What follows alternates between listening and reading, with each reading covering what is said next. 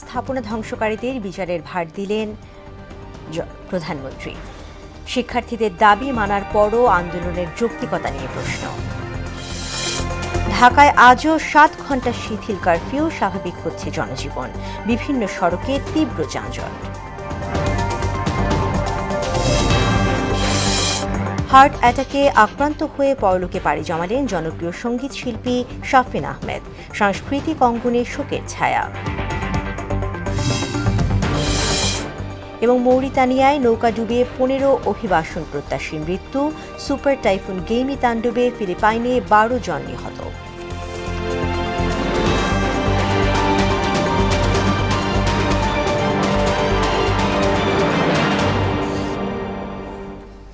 আসসালামু আলাইকুম, মোহনা সংবাদে সবাইকে স্বাগত। শুনছিলেন শিরোনাম, সঙ্গে আছি তাসমিয়া জেরিন। এবারে বিস্তারিত। মেট্রো রেল সহ গুরুত্বপূর্ণ স্থাপনা ধ্বংসকারীদের বিচার করতে এবার জনগণের প্রতি আহ্বান জানালেন প্রধানমন্ত্রী শেখ হাসিনা। বলেন, এ ধরনের নৈরাজ্য কোনোভাবেই বিশ্বাসযোগ্য নয়। সকালে মিরপুর 10 মেট্রো রেল স্টেশন পরিদর্শনে গিয়ে তিনি এসব কথা বলেন। শিক্ষার্থীদের সব দাবি মেনে নেওয়ার পরও আন্দোলন চালিয়ে যাওয়া অর্থহীন বলে মনে করেন প্রধানমন্ত্রী। ছাত্র আন্দোলনের আড়ালে যেসব বৃহৎ স্থাপনায় তাণ্ডব চালানো হয়েছে তার অন্যতম মিরপুর 10 মেট্রো রেল স্টেশন। বৃহস্পতিবার সকালে স্টেশনের ভিতরে ধ্বংসযজ্ঞ পরিদর্শন করেন প্রধানমন্ত্রী শেখ হাসিনা। টিকিট কাউন্টার থেকে শুরু করে দুর্বৃত্তদের আক্রোশের শিকার যন্ত্রপাতি, কম্পিউটার রুম ঘুরে দেখেন তিনি। পরে উপস্থিত গণমাধ্যমকে প্রধানমন্ত্রী বলেন, রাষ্ট্রের গুরুত্বপূর্ণ স্থাপনায় এমন হামলা অবিশ্বাস্য। আজকে যে ভয়াবহ ধ্বংসের চিত্র দেখলাম, এটা বিশ্বাস হতে চায় না যে এদেশের মানুষেরা করতে, কিন্তু সেই কাজই করেছে। সহিংসতাকারীদের বিচারের ভার জনগণের কাছেই ছেড়ে দেন সরকার প্রধান। যারা একটু আঘাত করলো, এই মেট্রো রেল এভাবে ভাঙচুর করলো, যারা যে প্রায় 2 লক্ষ 2.5 লক্ষ মানুষ চলাচল করতেন খুব অল্প সময়ের মধ্যে, এদেশের মানুষ কত খুশি ছিল। তাদের সব আনন্দ যারা নষ্ট করলো, যাদের আরামে যে চলাফেরা করতে পারতো সেই চলাফেরা পথ যারা রুদ্ধ করে দিল, তাদের বিচার এদেশের জনগণকেই করতে হবে। শেখ হাসিনা বলেন, ছাত্রদের সব দাবি মেনে নেওয়া হয়েছে, তারপরও নতুন নতুন দাবি তুলে সহিংসতা চালানোর সুযোগ দেওয়াটা হতাশাজনক। সমস্ত দাবি শুধু মানা না, তার থেকে বেশি আমরা দিয়েছি, হাইকোর্টে দিয়ে দিয়েছে, তারপরেও কিন্তু এখন থামেনি। কেন থামেনি? ওই 1 দফা পরে আসলো 4 দফা, তারপর আসলো 6 দফা, তারপর আসলো 8 দফা, তারপরে আবার 4 দফা, আবার ওই 4 দফাও হবে না, আরো 8 দফা। এইভাবে এমন একটা পরিবেশ সৃষ্টি, আর সেই সাথে সাথে এই ধ্বংসযজ্ঞ, মানে এই ধ্বংসযজ্ঞটাকে সুযোগ সৃষ্টি করে দেওয়া। কয়েকদিনে দেশের যত ক্ষতি হয়েছে তা কাটিয়ে উঠতে অনেক সময় লাগবে বলেও জানান প্রধানমন্ত্রী শেখ হাসিনা। কতদিনে ঠিক হবে আমি জানি না।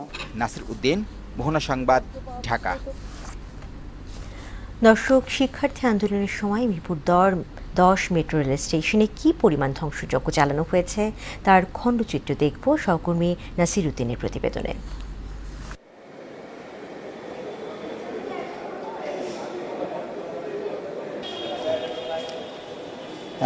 মেট্রো রেলের 10 নম্বর স্টেশনে কী পরিমাণে ধ্বংসযজ্ঞ চলেছে 17 জুলাইয়ের পরে, যেখানে এখানে হামলা হয়েছে, যখন আমরা একটু দেখাতে চাই মেট্রো রেলের।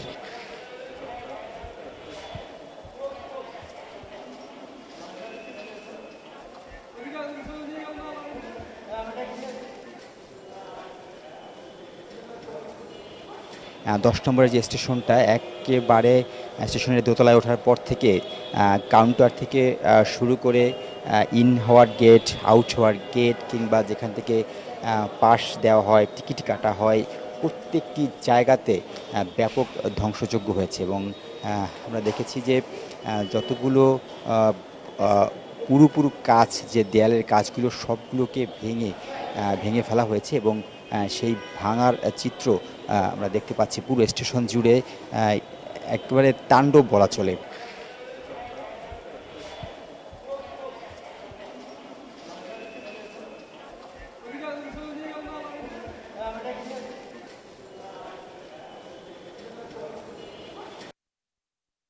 পুরো মেট্রো রেলের 10 নম্বর স্টেশনের ভিতরে যেভাবে তাণ্ডব চালানো হয়েছে সেই ছাত্র আন্দোলনের আড়ালে যে সহিংসতা হয়েছে গেল 18 জুলাইয়ের পর থেকে 20 জুলাই 21 জুলাই পর্যন্ত, তার ভিতরে অন্যতম সহিংস ঘটনা ঘটেছে এই 10 নম্বরের মিরপুরের মেট্রো রেলকে ঘিরে।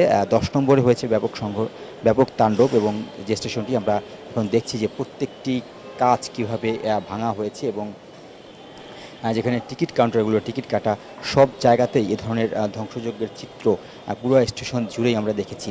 এবং শুধু এই 10 নম্বর না, কাজীপাড়া শেওড়াপাড়ায় স্টেশনেও ভাঙচুরের চেষ্টা চালানো হয়েছে, এবং মিরপুরের 10 নম্বরে 18 জুলাই সেদিন যে ধ্বংসযজ্ঞ সেটি এই চিত্র পুরো মেট্রো স্টেশন দোতলার জুড়েই এভাবে যতগুলো। এবং একটি বিষয়, এখানে যখন সহিংসতাকারী যখন প্রবেশ করে তারা কিন্তু এখানের যে ক্লোজ সার্কিট ক্যামেরা সেটিও ভেঙে ফেলেছে, অর্থাৎ পরিকল্পনার আওতায় পরিকল্পনা মাফিকভাবেই তারা এই মেট্রো স্টেশনে ভাঙচুর চালিয়েছে। এবং দেখার মতো অবস্থায় দেখা যাচ্ছে যে পুরো স্টেশনটাকেই তারা এক ধরনের ভেঙে চুরে দুমড়ে মুচড়ে ফেলার মতো পরিস্থিতি তারা যেতে চেয়েছিল, এবং সেটি তারা করতে পেরেছে।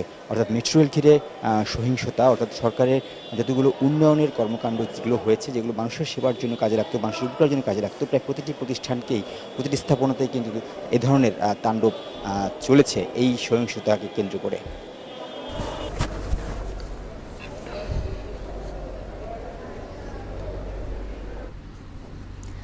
ঢাকা, নারায়ণগঞ্জ, গাজীপুর এবং নরসিংদীতে বহাল রয়েছে কারফিউ।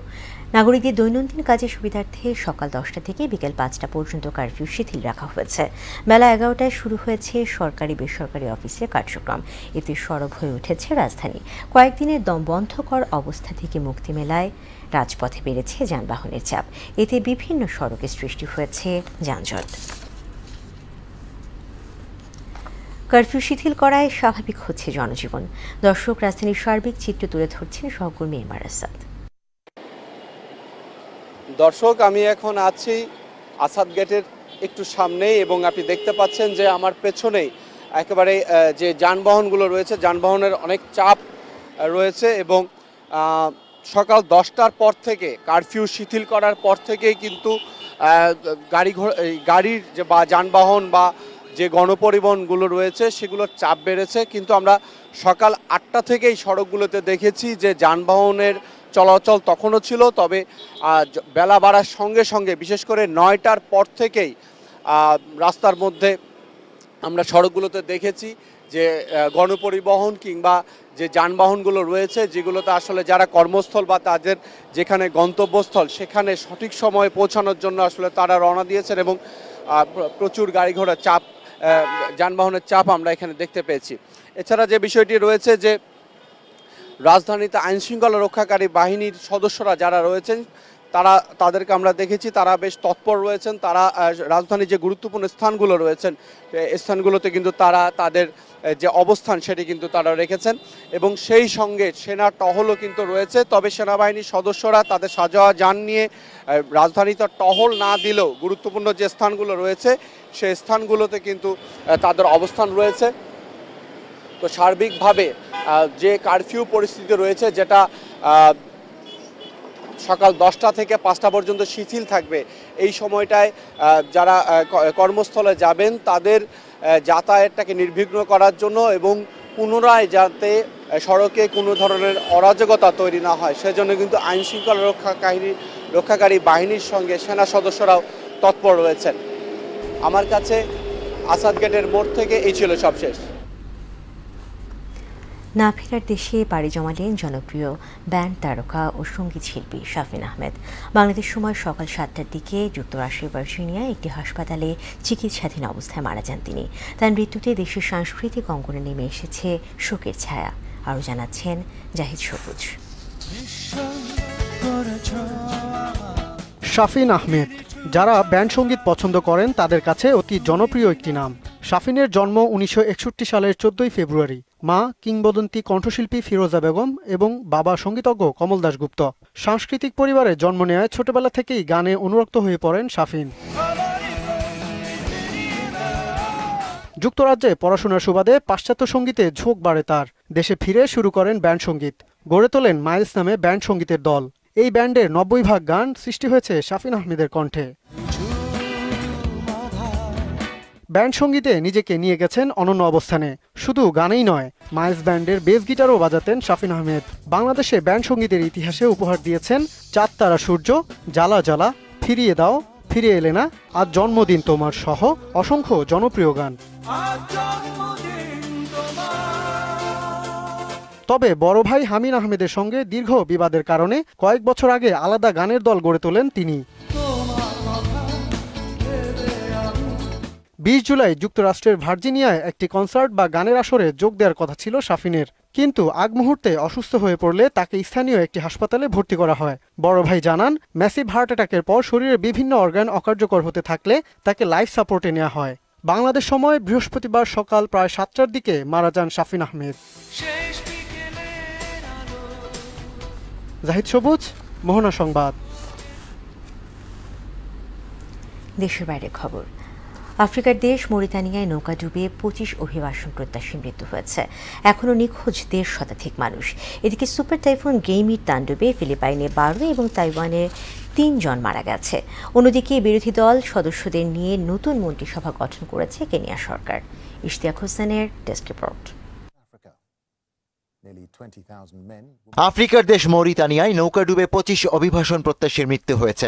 নিখোঁজ 1.5 শতাধিক মানুষের খোঁজে তল্লাশি চালাচ্ছে উদ্ধারকারীরা।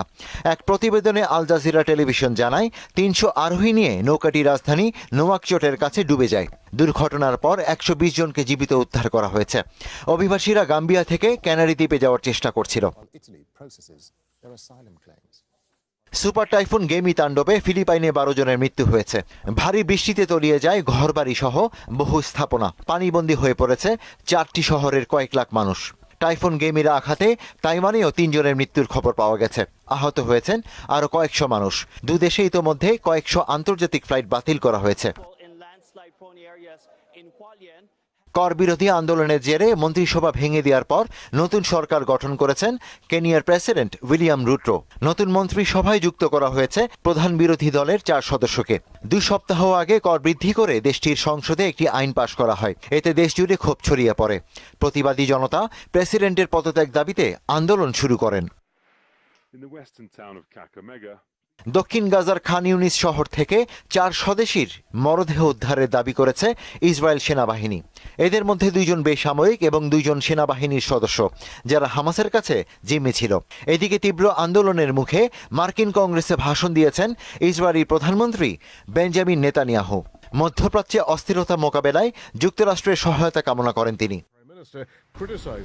ইশতিয়াক হোসেন, ইন্টারন্যাশনাল ডেস্ক, মোহনা সংবাদ। দর্শক, আবারও ফিরছি কারফিউ প্রসঙ্গে। বন্দরনগরী চট্টগ্রামে সকাল 9টা থেকে সন্ধ্যা 6টা পর্যন্ত শিথিল রয়েছে কারফিউ। সহকর্মী সুমন কুমারদের কাছে জানবো নগর পরিস্থিতি। চট্টগ্রাম নগরীর অর্থাৎ বন্দর এলাকায় বন্দরের 4 নম্বর গেটে রয়েছি।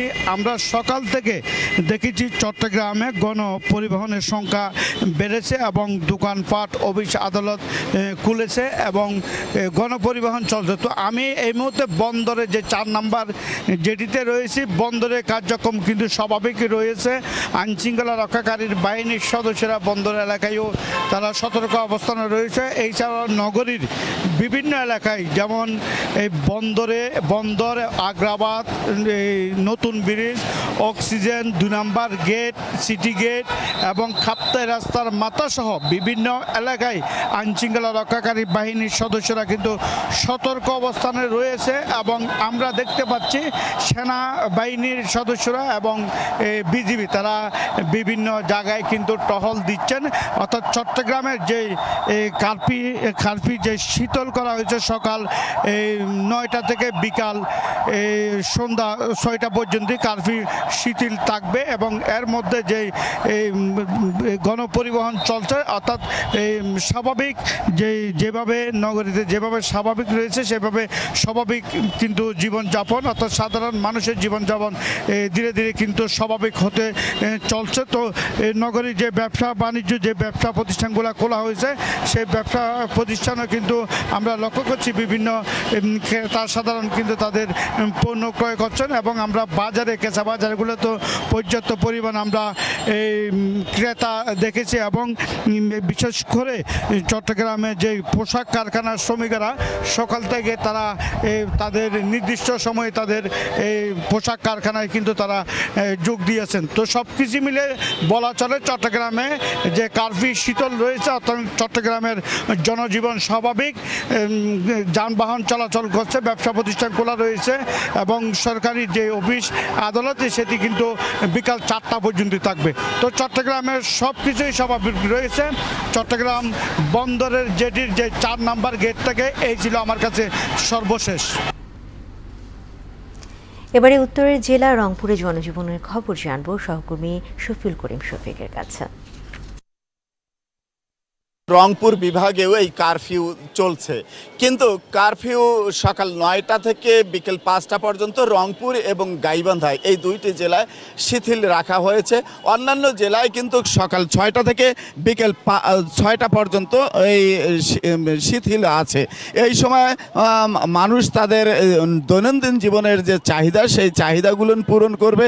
আরেকটি বিষয় বলে রাখি যে দুষ্কৃতীদের হামলায় যে ভাঙচুর, অগ্নিসংযোগ এবং ক্ষতিগ্রস্ত রংপুরের যে বিভিন্ন সরকারি বেসরকারি প্রতিষ্ঠানে স্থাপনা পরিদর্শন করতে আসছেন রংপুরে স্বরাষ্ট্রমন্ত্রী আসাদুজ্জামান খান কামাল, পুলিশের আইজিপি চৌধুরী আবদুল্লাহ আল মামুন, স্বরাষ্ট্র সচিব মোস্তাফিজুর রহমান সহ আরও অনেকেই।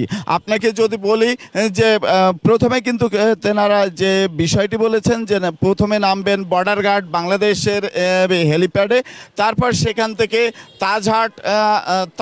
তাজহাট থানা যে আছে রংপুর মেট্রোপলিটন পুলিশের যে তাজহাট থানা আছে সেখানে যাওয়ার কথা আছে। সেখান থেকে পুলিশ কমিশনার রংপুর মেট্রোপলিটন পুলিশের যে উপ পুলিশ কমিশনার আছে ডিবি অর্থাৎ পায়রা চত্বরের পাশে সেখানে, এবং সর্বশেষ রংপুর শিল্পকলা একাডেমিতে কিন্তু আলোচনার মত বিনিময় সভা আয়োজন করা আছে এমন তথ্য জানিয়েছেন। এই ছিল রংপুর থেকে কারফিউ এবং স্বরাষ্ট্র মন্ত্রণালয়ের ঊর্ধ্বতন কর্তৃপক্ষ এবং মন্ত্রীসহ সকলের আগমনের সর্বশেষ তথ্য। আন্দোলন ও কারফিউর প্রভাব পড়েছে নিত্যপণ্যের বাজারে। বেশিরভাগ সবজি ইতোমধ্যে সেঞ্চুরি পার করেছে। এতে হতাশা বেড়েছে সীমিত আয়ের মানুষের। সংসার চালাতে মূল্য সংকোচন নীতি অবলম্বন করেছেন তারা। ব্যবসায়ীরা বলছেন কারফিউ শিথিল হলেও ব্যবসা বাণিজ্য স্থিতিশীল হতে আরও সময় লাগবে। উষা ফেরদৌসের রিপোর্ট। সরকারি তথ্য মতে গেল অর্থ বছরে দেশে আলু উৎপাদন হয়েছে 1,10,00,000 টনের কাছাকাছি, যা চাহিদার চেয়েও প্রায় 30 লাখ টন বেশি। অথচ সেই আলু খুচরা বাজারে বিক্রি হচ্ছে 60 থেকে 65 টাকা কেজি দরে। আলু তো আমরা বাংলাদেশে আলু হচ্ছে, সেখানে আলু 70 টাকা 80 টাকা আলু কিনা কি আমাদের সাধারণ মানুষদের জন্য তো খুবই কষ্টকর। 100 টাকা করে কোনো সবজির তরকারি আছে নিচে, তাইলে মানুষ সাধারণ মানুষ তেমনি মরবো। দোকানদারাই ছিনকেট করতেছে আমার কাছে মনে হয়। এটা তো এদের হাতে, কিংবা যারা যেখান থেকে পাইকারি নিয়ে আসে এদের হাতে। এটা ইচ্ছা করলে পারবে, কারণ এখন তো গাড়ি ঘোড়া চলাচল করতেছে। আজকের বাজারটা এরকম করাটা ঠিক না। 2 বছর ধরেই উচ্চ মূল্যস্ফীতির চাপে অতিষ্ঠ সাধারণ মানুষ। প্রতিদিন বাজারে গিয়ে এই চাপ হাড়ে হাড়ে টের পাচ্ছে খেটে খাওয়া মানুষ। আলু 60 টাকা কেজি, 70 টাকা কেজি, পেঁয়াজ 120 টাকা, কি খামু? কি আছে খাওয়ার? এখন মারিয়া লাইলে ভালো, লোকগুলো মারিয়া লাইলে ভালো সরকারের, এই ছাড়া আর কি আছে? আমাদের যে অবস্থা, 3 দিন ধরে তো ডাইলি পাক করতে পারি না। কেমনে করবো? টাকাই তো নাই, দোকান খুলতে পারি না, ইনকাম নাই। দোকানদাররা কাঁচামাল যখন বেচে, মরিচ, শাক, সবজি সবকিছু রেট বাড়তি ডাবল বেচে। গত কয়েকদিনের সহিংস ঘটনায় দেশের নিত্যপণ্যের সরবরাহ ব্যবস্থা প্রায় ভেঙে পড়ে, যা চলমান রয়েছে কারফিউ এর কারণে। খুচরা বাজারে তো বাড়াইছে, দেখা গেছে ওরা নানা বাহানা দিচ্ছে যে গাড়ি আসতে পারতেছে না, কোম্পানি মাল দিচ্ছে না। এখনো কাটিয়ে উঠতে পারেনি, কারণ যে 1 সপ্তাহ 2 সপ্তাহ যে কারফিউ দিয়ে রাখছে, দেশের যে পরিস্থিতি ভালো না। সব জিনিসপত্রের দাম বাড়তি, কোনো কিছু জিনিসের দাম কমতি নাই। এখনো অধিকাংশ সবজি শতকের ঘরে। বেগুন, করলা, বরবটি, কচুরলতি সবই সেঞ্চুরি হাঁকিয়েছে। যারা বাজারে আসে, এই কাঁচা বাজারগুলোতে আসে, তাদের সবারই কষ্ট হয়। কৃষিরা যে ইয়েটা আছে না, চাষ করে, ওরা তো ন্যায্য মূল্য পায় না। আর ওরা পায় না, এটা আমরা ব্যবসাদের এটা সিন্ডিকেট, এটা অনেক দাম বেশি হয়ে যাচ্ছে। গত সপ্তাহে 120 টাকা করে, আজ 200 টাকা 80 টাকা বেশি কেজিতে, এটা নেওয়া যায়। ডিমের দামেও আসেনি স্থিতিশীলতা, ডজন প্রতি বিক্রি হচ্ছে 150 টাকায়। প্রতি গাড়িতে আপনি 7,000 8,000 টাকা বেশি নিতেছে, এতে ডিমের দামটা এখানে বইরা যেতেছে বেশি। বাজারে চাষের মাছের দাম বেড়েছে কেজিতে অন্তত 50 টাকা, সবখানে সরবরাহ সংকটের অজুহাত। গাড়ি কম আসতেছে, মাছের দাম বেশি, এর জন্য এই সমস্যা। আর কোনো সংকট নেই, মাছ ঠিকই আছে কিন্তু এই জন্য দাম একটু বেশি। সব মাছের দাম বেশি, ইলিশ মাছ 1700 টাকা কেজি, চিংড়ি মাছ হইল হচ্ছে 1200-1400 টাকা কেজি, কই মাছ হলো 250 টাকা কেজি, আগে বেচতাম 200-220। উষা ফেরদৌস, মোহনা সংবাদ, ঢাকা। ক্রিকেট সিরিজের তৃতীয় এবং শেষ টেস্টে আজ মাঠে নামছে ইংল্যান্ড ও ওয়েস্ট ইন্ডিজ। বার্মিংহামে বাংলাদেশ সময় বিকেল 4টায় শুরু হবে খেলা। প্রথম 2 টেস্ট জিতে আগে সিরিজ নিশ্চিত করেছে স্বাগতিকরা। আজ লক্ষ্য প্রতিপক্ষকে হোয়াইট ওয়াশ করা, বিপরীতে ওয়েস্ট ইন্ডিজ চাইছে যে কোনো মূল্যে ধবল ধোলাই এড়ানো। লাল বলের খেলায় এখন পর্যন্ত 165 বার মুখোমুখি হয়েছে দুই দল। ক্যারিবীয়দের 59টির বিপরীতে ইংলিশদের জয় 53টিতে।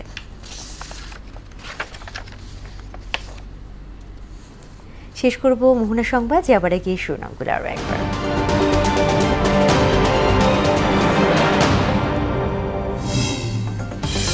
গুরুত্বপূর্ণ স্থাপনা ধ্বংসকারীদের বিচারের ভার জনগণকে দিলেন প্রধানমন্ত্রী।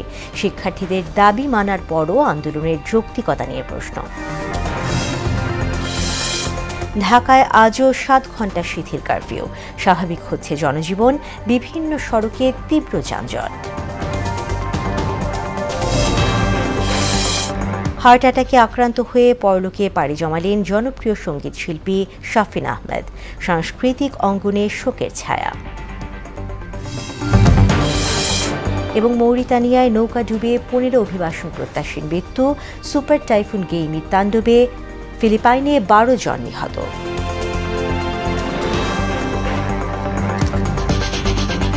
দর্শক, এই ছিল মোহনা সংবাদ। পরবর্তী সংবাদ বিকেল 5:30টায়। এর আগে সংবাদ এক নজরে দেখবেন বিকেল 3টায়। এছাড়া মোহনার সবশেষ খবর জানতে ভিজিট করুন www.mohana.tv।